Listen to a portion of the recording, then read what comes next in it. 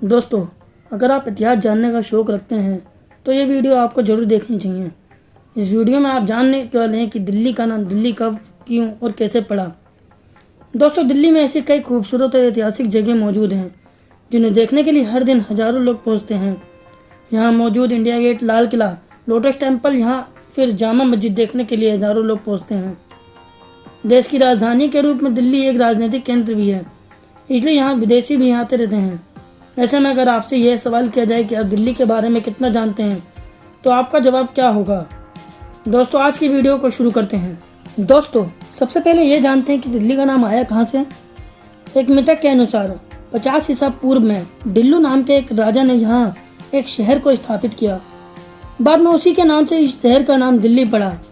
कई लोग दिल्लू राजा को दिल्लू राजा और दिल्लू राजा के नाम से भी जानते थे। दोस्तों, अब सबसे पहले हम दिल्ली के प्राचीन इतिहास के बारे में जान लेते हैं। दोस्तों, महाभारत काल में दिल्ली के ही पुराने नाम इंद्रप्रस्थ को राजधानी के रूप में जाना जाता था। इसे पांडवों की बसाई नगरी भी कहा जाता था। दोस्तों, अब बात करते हैं दिल्ली के मध्यकालीन इतिहास के बारे में। इतिहास के अनुसार लगभग 736 ईस्वी के आसपास दिल्ली में तोमर राजवंश का शासन था। वहाँ के राजा दब ने इलाके का नाम ढीली रख दिया था क्योंकि किले के अंदर लोहे का खंभा ढीला था और उसे बदला गया था, जिसके बाद में ढीली शब्द दिल्ली बन गया। और एक और तर्क ये भी है कि तोमर वंश के दौरान जो सिक्के बनाए जाते थे उन्हें दहली बाल कहा करते थे, इसी से दिल्ली नाम पड़ा। वहीं कुछ लोगों का मानना है कि इस शहर को 1000-1500 वर्ष पहले हिंदुस्तान की दहलीज माना जाता था। दहलीज का अपभ्रंश दिल्ली हो गया। दावे मौर्य राजा दिल्लू को लेकर ही होते हैं। उनसे जुड़ी एक कहानी है। माना जाता है कि उनके सिंहासन के एन आगे एक कील ठोकी गई। कहा गया कि यह कील पाताल तक पहुंच गई है। ज्योतिषियों ने भविष्यवाणी की कि जब तक यह कील तब तक साम्राज्य कायम रहेगा। कील काफ़ी छोटी थी, इसलिए राजा को शक हुआ। उन्होंने कील उखड़वा ली।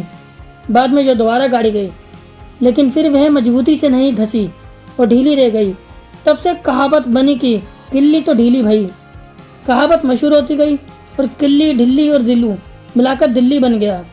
महाराज पृथ्वीराज चौहान के दरबारी कवि चंद्रवरदाई की हिंदी रचना पृथ्वीराज आसों में तोमर राजा अनंगपाल को दिल्ली का संस्थापक बताया गया है। ऐसा माना जाता है कि उन्होंने ही लाल कोट का निर्माण करवाया था और मेहरौली के गुप्तकालीन लोह स्तंभ को दिल्ली लाया। दिल्ली में तोमरों का शासनकाल 900 से 1200 ईस्वी तक माना जाता है। दिल्ली या दिल्ली का शब्द का प्रयोग सर्वप्रथम उदयपुर में प्राप्त शिलालेखों पर पाया गया। इस शिलालेख का समय 1170 ईस्वी निर्धारित किया गया। महाराज पृथ्वीराज चौहान को दिल्ली का अंतिम बिंदु सम्राट माना जाता है। 1206 ईस्वी के बाद दिल्ली सल्तनत की राजधानी बन गई। इस पर खिलजी वंश, तुगलक वंश, सैयद वंश और लोधी वंश समेत कुछ अन्य वंशों ने शासन किया। ऐसा माना जाता है कि आज की आधुनिक दिल्ली बनने से पहले दिल्ली 7 बार उजड़ी और विभिन्न स्थानों पर बसी, जिनके कुछ अवशेष आधुनिक दिल्ली में अब भी देखे जा सकते हैं। दिल्ली के तत्कालीन शासकों ने इसके स्वरूप में कई बार परिवर्तन किया। मुगल बादशाह हुमायूं ने सरिंद के निकट युद्ध में अफगानों को पराजित किया तथा बिना किसी विरोध के दिल्ली पर अधिकार कर लिया। हुमायूं की मृत्यु के बाद हेमू विक्रमादित्य के नेतृत्व में अफगानों ने मुगल सेना को पराजित कर आगरा व दिल्ली पर पुनः अधिकार कर लिया। मुगल बादशाह अकबर ने अपनी राजधानी को दिल्ली से आगरा स्थानांतरित कर दिया। अकबर के पोते शाहजहां ने 17वीं सदी के मध्य में इसे 7वीं बार बसाया, जिसे शहजहानाबाद के नाम से पुकारा गया।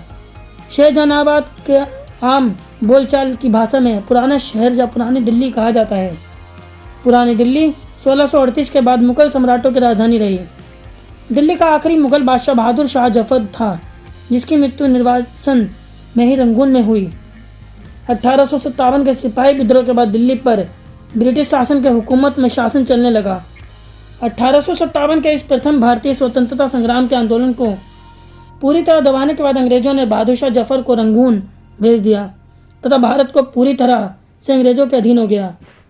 भारत में उन्होंने कलकत्ते में शासन संभाला, परंतु ब्रिटिश शासनकाल के अंतिम दिनों में पीटर महान के नेतृत्व में सोवियत रूस का प्रभाव भारतीय उपमहाद्वीप में तेजी से बढ़ने लगा, जिसके कारण अंग्रेजों को यह लगा कि कलकत्ता, जो कि भारत के दूर पूरब में था, वहाँ से अफगानिस्तान एवं ईरान आदि पर सक्षम तरीके से आसानी से नियंत्रण नहीं स्थापित किया जा सकता। आगे चलकर इसी कारण से 1911 में उपनिवेश राजधानी दिल्ली स्थानांतरित कर दिया गया एवं अनेक आधुनिक निर्माण कार्य करवाए गए। सन 1947 में भारत की आज़ादी के बाद इसे आधिकारिक रूप से भारत की राजधानी घोषित कर दिया गया। दिल्ली में कई राजाओं के साम्राज्य के उदय तथा पतन के साक्ष्य आज भी विद्यमान है। सच्चे मायने में दिल्ली हमारे देश के भविष्य, भूतकाल एवं वर्तमान परिस्थितियों का मेल मिश्रण है। तोमर शासकों में दिल्ली की स्थापना का श्रेय अनंगपाल को जाता है। दोस्तों, आपने हमारी वीडियो में जाना कि दिल्ली कैसे बनी, दिल्ली का नाम दिल्ली कैसे पड़ा। तो आपको ये जानकारी कैसी लगी हमें कमेंट करके बताइए। अगर आपको ये जानकारी अच्छी लगी तो हमारी वीडियो को लाइक कीजिए, ज़्यादा से ज़्यादा शेयर कीजिए और हमारे चैनल को सब्सक्राइब कर लीजिए, जिससे आपको आने वाली वीडियो का पता लगता रहे और हमारी वीडियो से आपको अच्छी जानकारी मिलती रहे। तो मिलते हैं हम आपसे दोस्तों नेक्स्ट वीडियो में कुछ अच्छी जानकारी के साथ। तो तब तक के लिए बाय दोस्तों।